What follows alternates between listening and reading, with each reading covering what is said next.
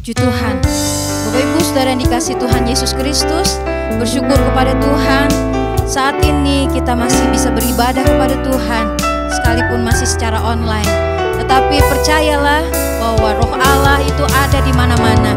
Di mana namanya disebut, di mana kita menyembah Dia, Allah ada. Roh Allah itu ada bersama dengan kita. Puji Tuhan. Mari saya undang kita semua bangkit berdiri. Kita akan nyanyikan pujian ini. Ku ada sebagaimana ku ada, itu semua oleh karena anugerah Tuhan. Haleluya, haleluya, haleluya.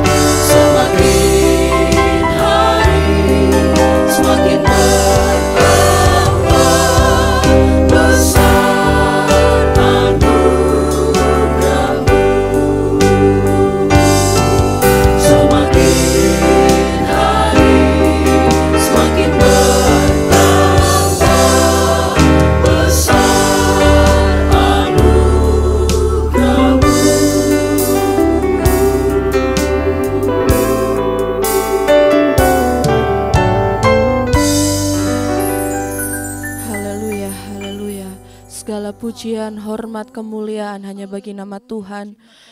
Kami bersyukur Tuhan masih ada kesempatan yang indah ini untuk kami kembali lagi datang kepada Engkau. Kembali lagi kami menikmati pribadi-Mu Tuhan. Engkau yang mengurapi setiap kehidupan kami. Meskipun kami beribadah dari rumah kami masing-masing Tuhan, tapi kami percaya kuasa-Mu tidak terbatas ruang dan waktu Tuhan. Engkau yang dapat menjamah setiap kehidupan kami, sehingga melalui ibadah pada saat hari ini Tuhan, Kami mendapatkan kekuatan yang baru Tuhan. Jiwa kami boleh disegarkan kembali Tuhan. Bahkan di antara kami mungkin ada yang sakit, kami dapat disembuhkan. Kami mendapatkan kekuatan yang daripada Engkau Tuhan. Engkau yang memberkati jalannya ibadah pada hari ini Tuhan. Kami menyerahkan seluruh kehidupan kami ke dalam tangan Tuhan. Biarkanlah Engkau yang bekerja dalam setiap kehidupan kami Tuhan. Kami peralaskan doa kami Tuhan hanya di dalam nama Tuhan Yesus Kristus. Haleluya, puji Tuhan. Amin. Puji Tuhan, silakan duduk. Saat ini, mari kita mau menyenangkan hati Tuhan, memuji Tuhan. Oleh karena kita sudah menikmati kebaikan Tuhan dan kemurahan-Nya. Pujilah selalu di hatiku. Nyanyikan pujian ini dengan penuh sukacita. Haleluya. Puji Tuhan. Puji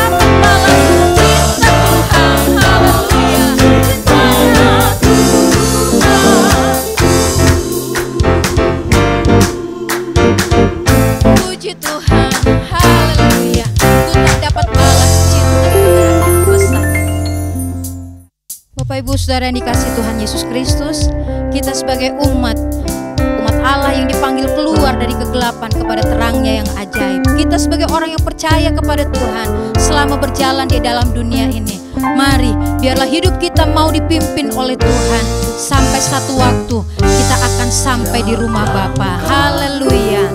Tuhan yang selalu memimpin langkah-langkah kita. Puji Tuhan.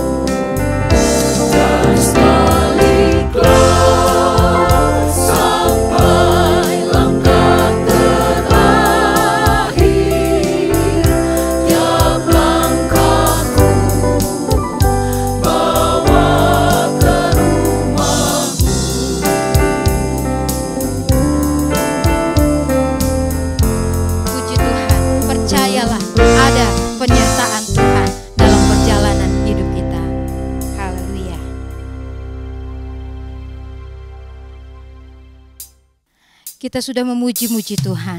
Saatnya kita mau belajar lagi dari kebenaran firman Tuhan. Kita mau mendengar lagi kebenaran firman Tuhan. Mari kita mau siapkan hati kita untuk kita terima firman Tuhan. Kau Bapa yang mengasihiku. Nyanyikan pujian ini. Kita siapkan hati kita untuk mendengar firman Tuhan.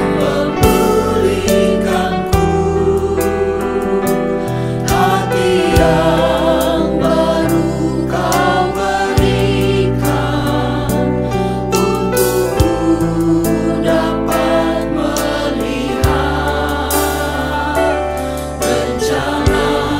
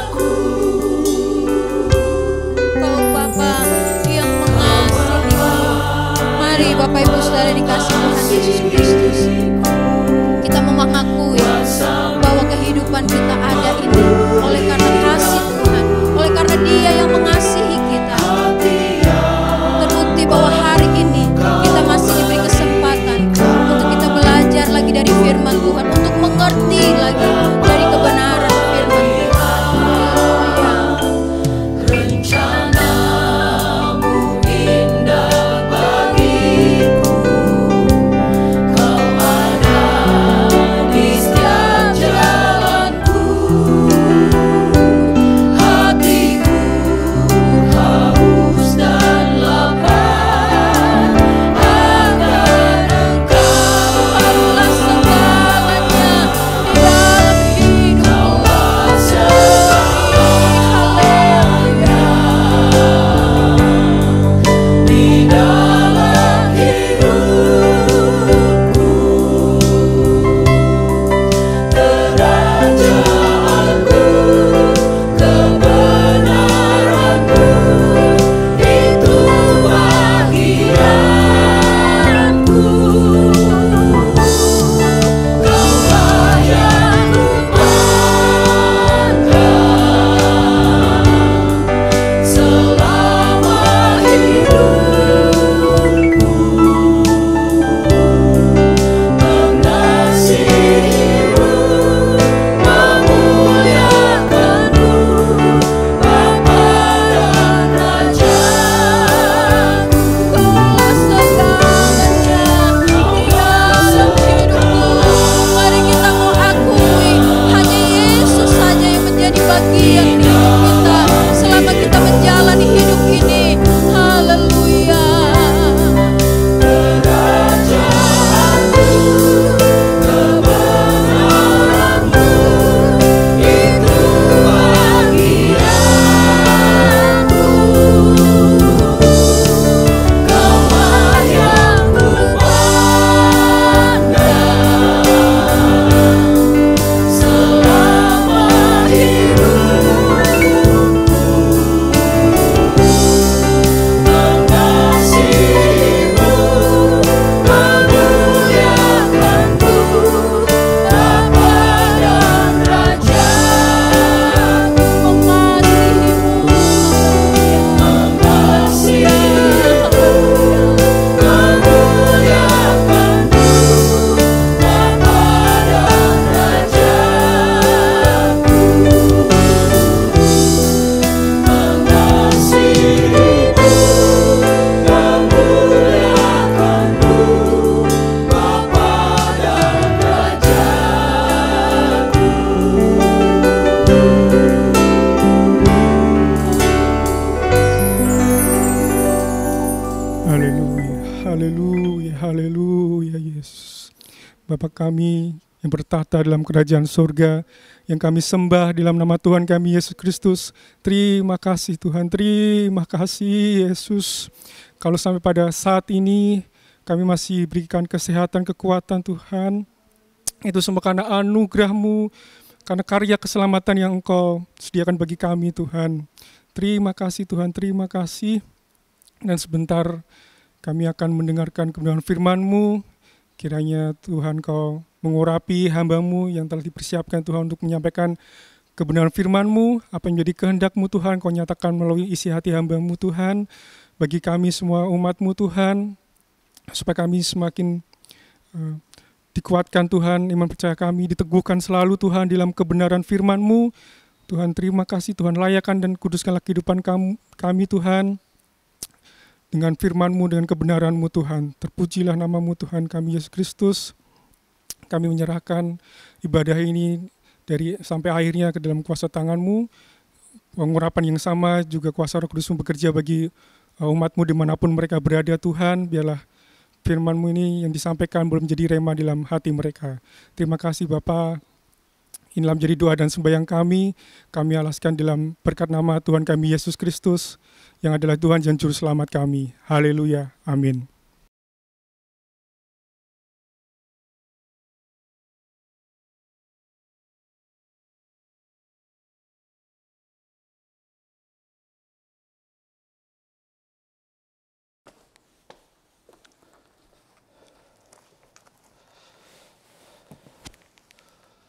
Haleluya, puji Tuhan. Dimanapun saudara berada pada saat ini, kita bersyukur bahwa kita masih dapat berbakti bersama-sama walaupun melalui online kita belum bisa mengadakan ibadah tatap muka, tapi kita percaya bahwa Tuhan ada di tengah-tengah kita. Tema yang disampaikan kepada saya untuk hari ini adalah diambil dari suratan Rasul Petrus, 1 Petrus pasal 2 ayat 9 dan 10. Kita baca bersama-sama. 1 Petrus 2 ayat 9 dan 10. Tetapi kamulah bangsa yang terpilih, imamat yang rajani, bangsa yang kudus, umat kepunyaan Allah sendiri, supaya kamu memberitakan perbuatan-perbuatan yang besar dari Dia, yang telah memanggil kamu keluar dari kegelapan kepada terangnya yang ajaib. Kamu yang dahulu bukan umat Allah, tetapi yang sekarang telah menjadi umat-Nya, yang dahulu tidak dikasihani, tetapi sekarang telah beroleh belas kasihan. Haleluya. Dalam suratnya ini, Rasul Paulus mengingatkan kepada kita tentang siapa kita, ya. Kalau kita mundur ke dalam pasal 1 ayat 18, di situ Rasul Petrus menulis bahwa kamu tahu bahwa kamu telah ditebus dari cara hidup yang sia-sia yang kamu warisi dari nenek moyangmu itu, bukan dengan barang yang fana, bukan pula dengan perak atau emas, melainkan dengan darah yang mahal, yaitu darah Kristus, sama seperti darah anak domba yang tak bernoda dan tak bercacat. Ia telah dipilih sebelum dunia dijadikan, tetapi karena kamu baru dinyatakan dirinya pada akhir zaman. Jadi dari apa yang kita baca di pasal 1 ini, di sini jelas bahwa Rasul Paulus mengingatkan bahwa kita adalah umat atau orang-orang yang telah ditebus oleh darah Yesus yang berkuasa. Darah yang sangat mahal, darah yang lebih berharga dari emas, perak, dan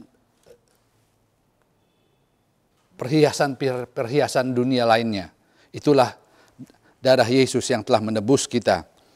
Dan disebutkan juga di sini, kita adalah orang-orang yang telah membangun hidup kita atas dasar batu penjuru, yaitu Yesus anak Allah.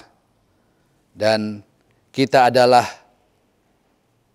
orang-orang yang telah menyerahkan kehidupan kita dalam pemeliharaan Yesus Kristus. Karena kita telah ditebus, maka Rasul Petrus menyebut bahwa kita sebagai bangsa pilihan Allah. Sebagai suatu bangsa yang Allah sedang siapkan untuk pada saatnya nanti kita akan hidup bersama dengan Allah untuk selama-lamanya. Kita kembali ke pasal yang kedua. Di sini dikatakan dalam ayat 9, tetapi kamulah bangsa yang terpilih, imamat yang rajani, bangsa yang kudus, umat kepunyaan Allah. Kita akan melihat secara cepat saja, pertama-tama mengenai bangsa yang terpilih. Kita adalah orang-orang yang terpilih, ya. Sebab itu bisa dikatakan bahwa sebagai orang-orang yang terpilih, kita adalah orang-orang yang bisa dikatakan spesial di hadapan Allah. Karena kita telah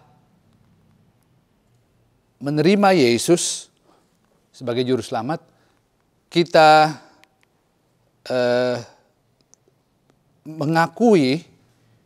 telah mengakui bahwa Yesus adalah anak Allah satu-satunya yang hidup. Karena inilah maka kita menjadi anak-anak Allah. Kita menjadi yang dipilih. Kita menjadi sesuatu yang spesial karena kita telah menerima Yesus sebagai juru selamat. Kita telah mengakui Yesus sebagai anak Allah satu-satunya. Puji Tuhan. Sebagai kita sudah baca tadi, kita sebagai orang percaya kita dijadikan orang-orang pilihan. Untuk apa? Allah menjadikan kita sebagai orang-orang pilihan. Kita buka di dalam Yesaya, kitab Nabi Yesaya pasal yang ke-43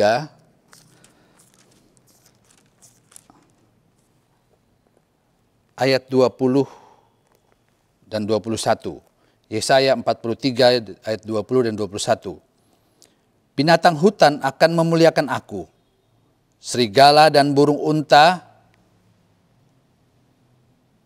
sebab aku telah membuat air memancar di padang gurun dan sungai-sungai di padang belantara untuk memberi minum umat pilihanku. Umat yang telah kubentuk bagiku akan memberitakan kemasyuranku.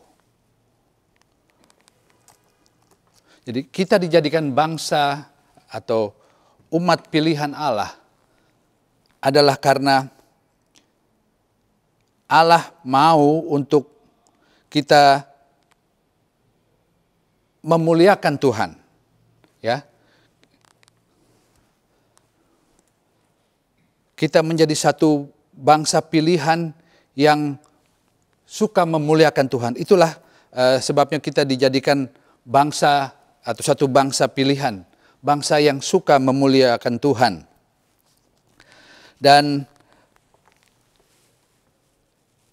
sifat dari bangsa ini atau orang-orang yang ada di dalam menjadi orang-orang yang masuk ke dalam bangsa ini adalah individu-individu yang Alkitab katakan di mana Allah telah bahasa Inggrisnya implant,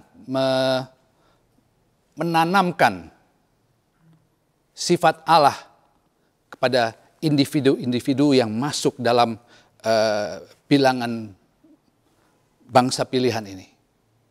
Jadi bangsa pilihan ini bukanlah bangsa yang sama seperti yang lainnya, tetapi bangsa yang telah memiliki sifat Allah. Sifat Allah yang kudus, ya. Kita telah mengakui bahwa Yesus adalah anak Allah yang kudus. Yesus itu juga yang seperti Allah Bapa kudus, maka Yesus pun kudus, suci, sempurna, penuh kasih. Dan apa yang ada pada Yesus itu juga yang ditanamkan dalam kehidupan orang-orang percaya yang masuk dalam bilangan bangsa pilihan ini. Puji Tuhan, Allah mempunyai rencana yang indah bagi kita untuk kita bisa menjadi hidup kudus, bahkan menjadi sama seperti Yesus. Kudus, sempurna, adil, penuh kasih. Itulah yang Allah harapkan dari kehidupan kita ini.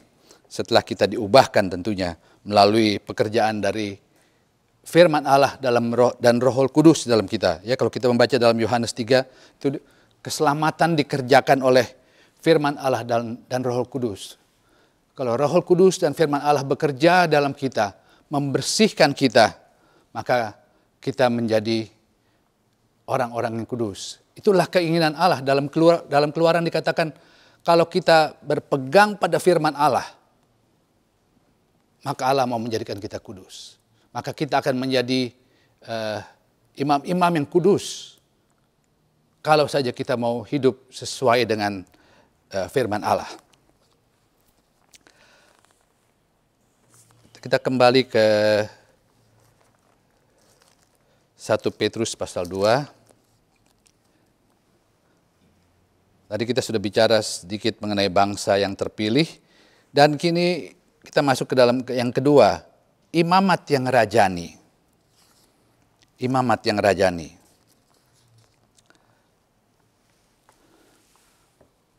Bagi orang-orang yang belum pernah menyerahkan dirinya kepada Yesus, belum pernah terima Yesus dalam kehidupan mereka, maka Allah terasa jauh. Bahkan mereka atau orang-orang yang belum menerima Yesus dalam hidupnya itu bisa mempunyai pikiran atau mempunyai perasaan bahwa seolah-olah Allah tidak pernah peduli dengan kehidupan mereka. Allah seperti lepas tangan, Allah seperti tidak mau tahu tentang kehidupan mereka. Allah seperti tidak mau tahu soal kesulitan hidup yang mereka hadapi. Itu karena mereka tidak memiliki Yesus dalam hati mereka. Itu karena orang-orang itu belum menerima Yesus dalam hati sehingga mereka tidak mempunyai hubungan yang dekat dengan Allah. Mereka tidak mempunyai persekutuan yang dekat dengan Allah. Sehingga mereka merasa Allah begitu jauh. Bahkan mereka merasa Allah bahkan tidak bisa terhampiri. Padahal sebenarnya Allah ada dekat dengan kita. Kalau saja kita mau membuka hati kita untuk terima Yesus sebagai juru selamat.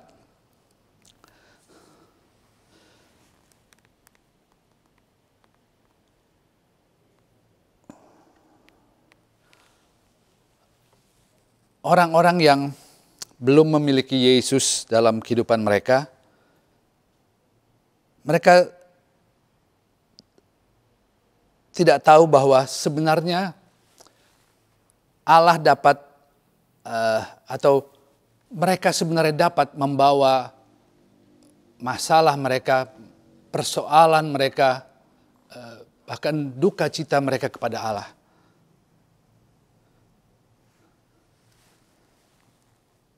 Mereka merasa Allah tidak mau tahu menau, sehingga mereka menanggung sendiri masalah mereka, mereka menanggung sendiri kesulitan mereka. Mereka harus mencari jalan keluar sendiri untuk masalah-masalah yang mereka hadapi. Tapi sebenarnya Allah mau memberikan pertolongan. Tetapi karena tidak ada kedekatan orang-orang tersebut dengan Allah, maka mereka menanggung beban kehidupan mereka. Mereka tanggung sendiri. Itulah sebabnya sebenarnya mereka memerlukan perantara. Ya. Mereka tidak mempunyai hubungan yang langsung dengan Allah, mereka memerlukan perantara. Dan ayat ini sangat indah kalau kita baca bahwa Allah katakan, Rasul Petrus katakan sini, kamulah atau kita adalah imamat yang rajani. Kalau kita telah mau membuka hati untuk terima Yesus, maka kita menjadi imam-imam. Saya katakan tadi, orang yang belum menerima Yesus, mereka memerlukan perantara untuk bisa menyampaikan keluhan, kesusahan mereka yang mereka selama ini mereka harus tanggung sendiri. Tetapi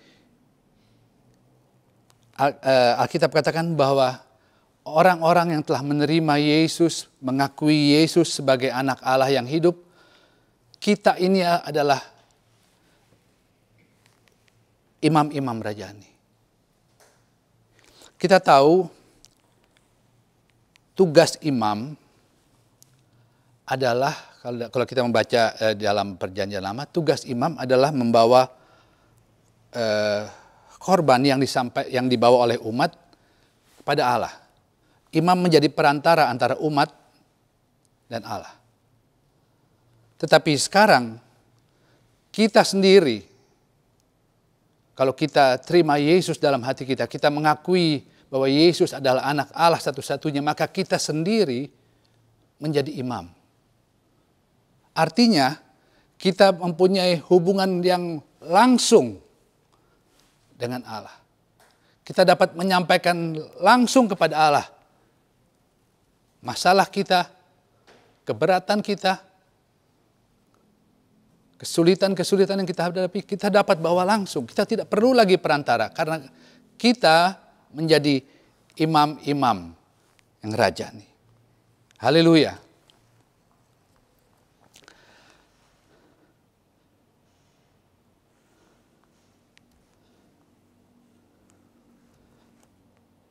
Sebab itu kalau kita membaca dalam, saya lupa pasal berapa, dalam Matius dikatakan, Yesus katakan, mari datang kepadaku semua yang letih lesu. Yesus mengundang kita bisa datang langsung membawa masalah kita, keberatan kita kepada Yesus. Kita tidak perlu lagi seorang perantara untuk menyampaikan keluhan-keluhan kita kepada Allah. Tetapi kita bisa langsung datang membawa masalah kita, membawa persoalan kita, membawa kesulitan kita kepada Allah. Dan Allah mendengar segala seruan orang yang berharap kepadanya. Haleluya. Dan sebagai imam, kalau kita membaca dalam Injil Yohanes pasal 15 ayat yang ke-7,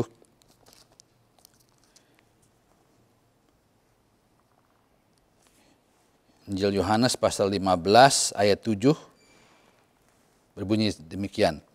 Jikalau kamu tinggal di dalam aku dan firman-Ku tinggal di dalam kamu, mintalah apa saja yang kamu kehendaki dan kamu akan menerimanya.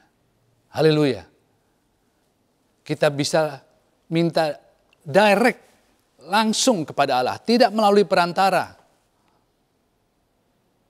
Tidak ada calo. Kalau sekarang orang kadang-kadang untuk bisa menghubungi seseorang karena dia tidak mempunyai hubungan langsung, maka dicobalah cari orang lain yang kenal dengan orang tersebut untuk memperkenalkan dirinya dengan orang yang dia maksud itu, yang diharapkan dapat memberikan pertolongan tentunya. Itulah yang juga dihadapi oleh orang-orang yang belum menerima Yesus dalam hati mereka. Mereka perlu perantara.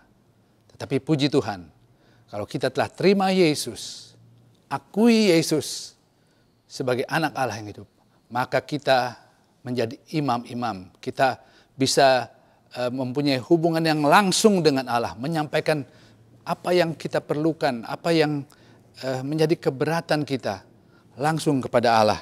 Di sini dikatakan, jikalau kamu tinggal dalam aku dan firman-Mu tinggal dalam kamu, mintalah apa saja yang kamu kehendaki dan kamu akan menerimanya. Haleluya. Kembali ke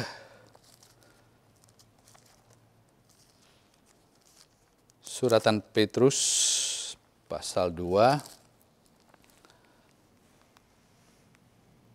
Bangsa yang kudus. Kita lihat secara cepat saja. Berbicara mengenai bangsa yang kudus. Di sini Rasul Petrus menjelaskan mengenai sesuatu yang sangat berarti, di mana Allah sedang membangun suatu bangsa. Itulah bangsa yang kudus. Hari-hari ini Allah sedang mengumpulkan orang-orang dari seluruh penjuru dunia, orang-orang dari seluruh bangsa untuk menjadi satu bangsa, bangsa yang kudus. Kata kudus dalam ayat ini, dalam bahasa aslinya memakai kata hagios, yang berarti dipisahkan, terpisah. Atau juga hagios bisa berarti berbeda. Dan kita, orang-orang percaya, itu adalah orang-orang yang sedang dikumpulkan oleh Allah untuk menjadi satu bangsa yang kudus. Satu bangsa yang, atau kumpulan orang-orang yang dipisahkan, ya. Kata kudus itu dari kata hagios berarti dipisahkan.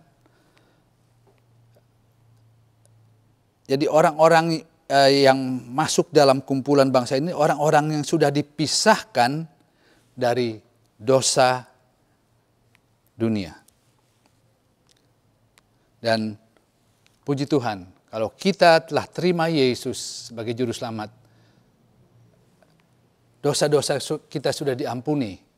Kita sudah baca tadi dalam suratan Petrus, bagaimana kita sebagai bangsa pilihan Allah ini, kita sudah dosa-dosa kita sudah diampuni melalui darah Yesus yang mahal, ya. Jadi kita sebagai bagian dari bangsa yang kudus yang tengah Allah persiapkan ini adalah orang-orang juga yang sudah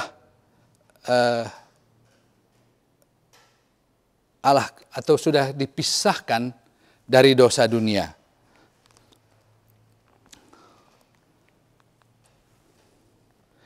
Sehingga berarti bahwa kehidupan kita seharusnya kehidupan yang sudah terpisah dari dosa dunia ini.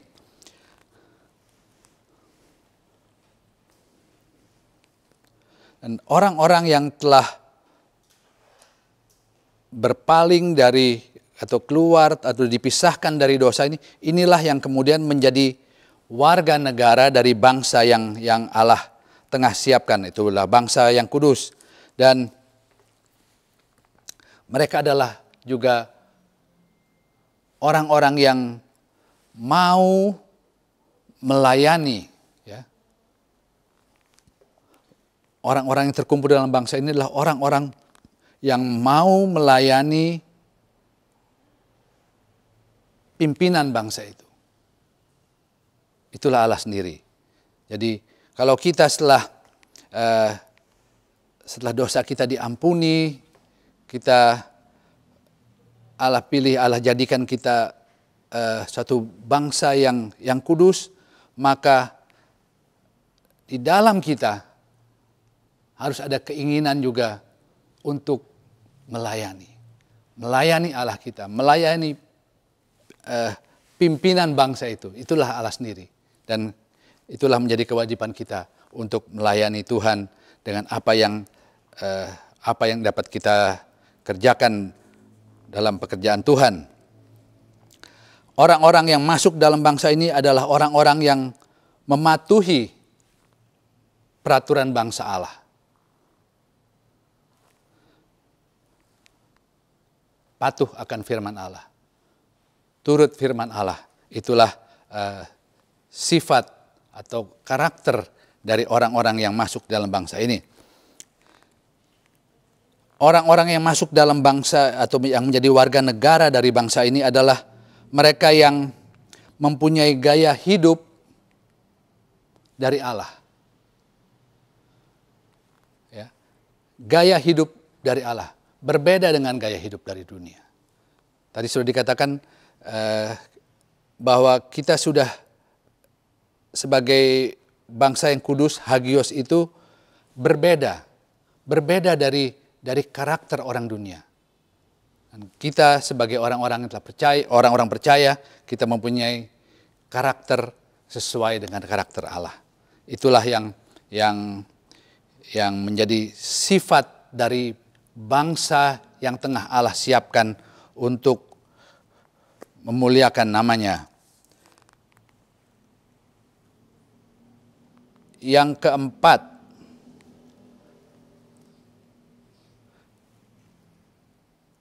kita menjadi orang-orang percaya, kita menjadi khusus, ya. Kita menjadi khusus. Artinya kita tidak sama dengan yang kebanyakan, tidak sama dengan dunia, ya. Kita tadi sudah juga berbicara mengenai hagios itu, di mana kita sudah dipisahkan, kita jadi berbeda dengan dunia. Maka orang yang percaya kepada Yesus Kristus juga menjadi khusus dan tidak sama dengan dunia. Hal yang indah yang Petrus tuliskan di sini adalah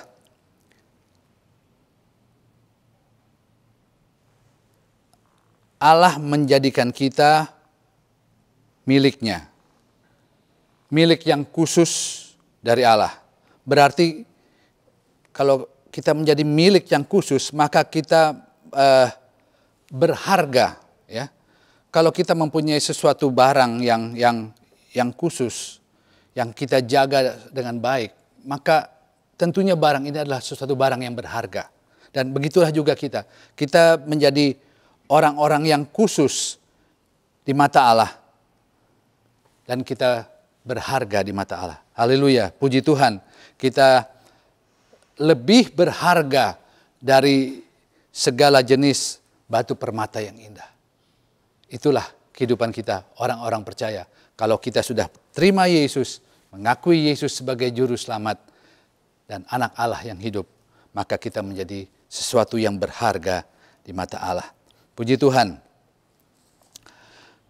Dan hal yang indah kalau kita menjadi kepunyaan Tuhan, kepunyaan Allah, adalah adanya jaminan persediaan, adanya pemeliharaan, dan adanya jaminan keamanan bagi kita. Kalau kita membaca di dalam Mazmur pasal 78,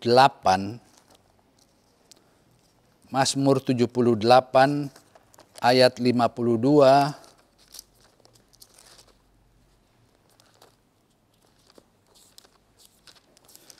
Mazmur 78 ayat 52.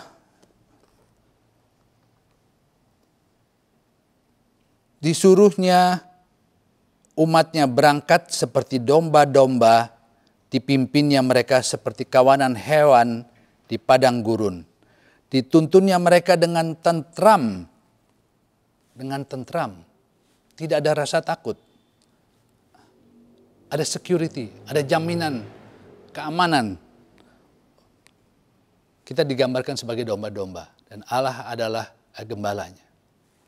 Ada jaminan tentram, jaminan security untuk orang-orang yang percaya yang terima Yesus sebagai juru selamat.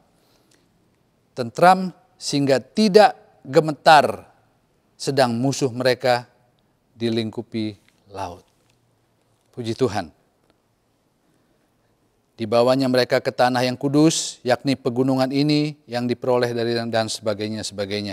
Kalau kita membaca, inilah jaminan yang Allah berikan kepada orang-orang yang mau terima Yesus sebagai juru selamat.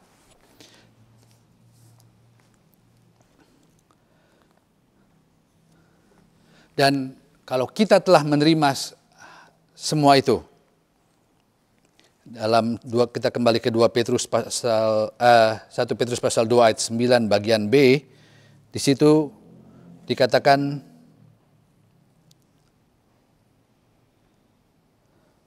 supaya kamu memberitakan perbuatan-perbuatan yang besar dari Dia yang telah memanggil kamu keluar dari kegelapan kepada terang-Nya yang ajaib.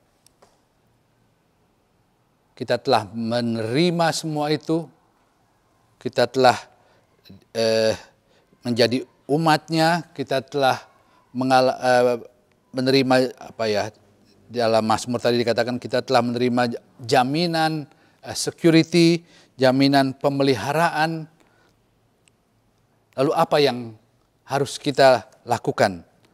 Dalam ayat yang kita sudah tadi baca di situ bahwa kita harus memberitakan perbuatan-perbuatan yang besar dari Dia. Apa yang kita terima, jangan kita simpan untuk kita sendiri. Beritakan pada orang lain. Masih banyak orang-orang, mungkin bahkan keluarga kita yang belum mengenal Yesus. Tapi apa yang kita telah terima, pengalaman-pengalaman yang indah, berkat-berkat, adanya jaminan pemeliharaan, adanya jaminan keamanan yang telah Allah berikan, telah janjikan kepada kita. Kita sampaikan itu kepada orang-orang. Itu adalah keharusan. Menceritakan perbuatan yang besar yang Tuhan telah kerjakan dalam kehidupan kita. Haleluya. Sebab itu selagi ada waktu, pakai waktu kita untuk juga memberitakan kabar sukacita kepada orang-orang lain yang belum mengenal Yesus. Dan ada upah yang besar menanti untuk kita. Haleluya. Kita bersama-sama berdiri, kita akan masuk dalam doa.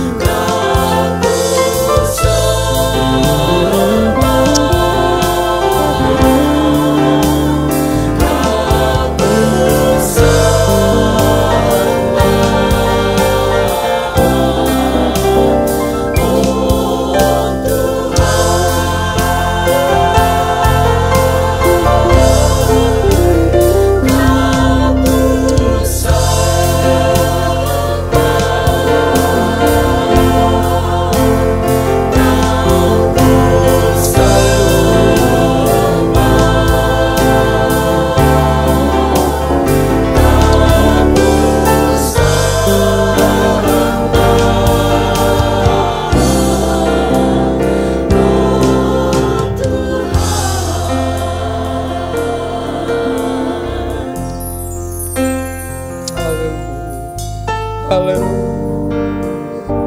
Terima kasih. Terima kasih Yesus.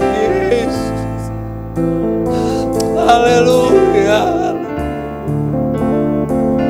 Terima kasih buat pekerjaanmu di Golgota.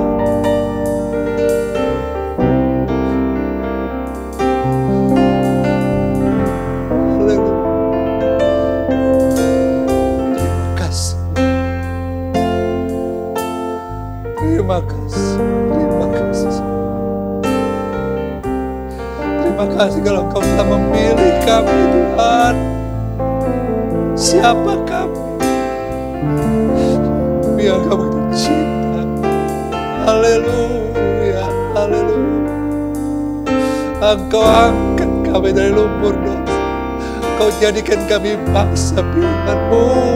Haleluya, haleluya.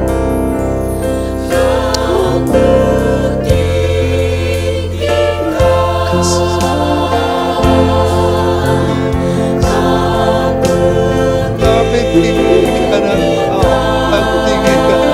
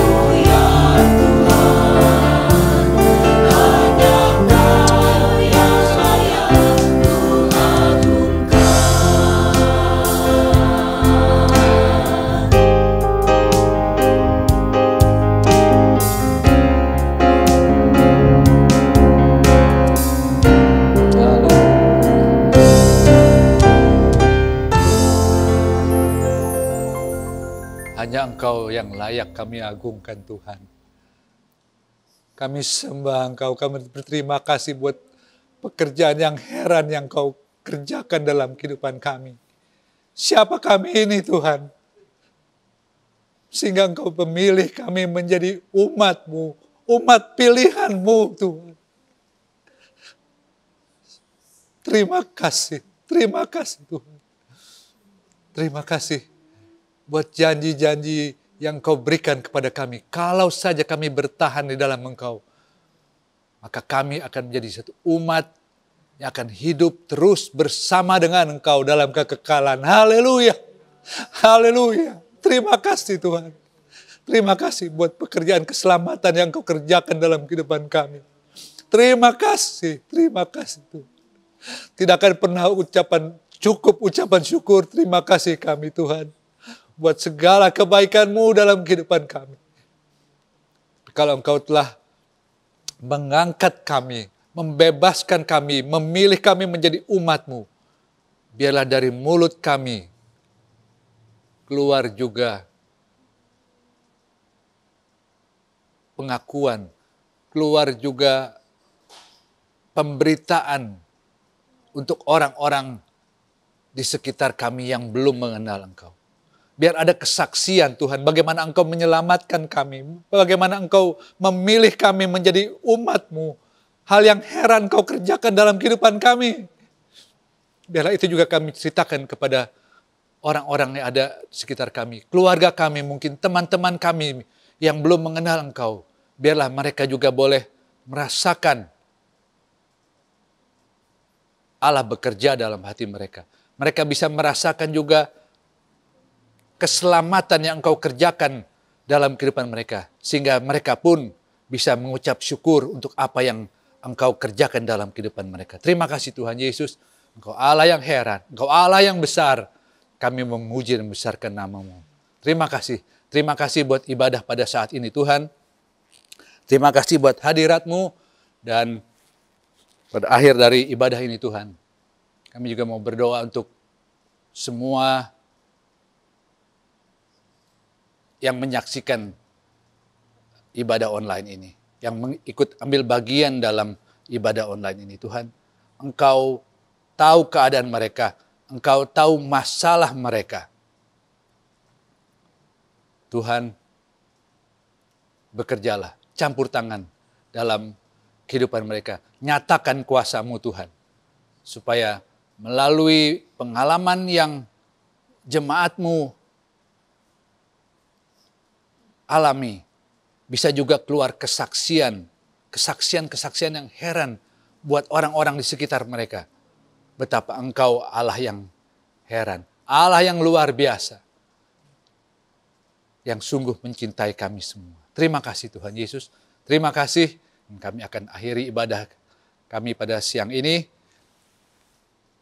Kiranya berkat dari Allah Bapa, kasih sayang dari Tuhan Yesus, dengan persekutuan oleh Roh Kudus, menyertai kita semua, mulai saat ini dan sampai selama-lamanya. Di dalam nama Tuhan Yesus Kristus. Haleluya. Amin.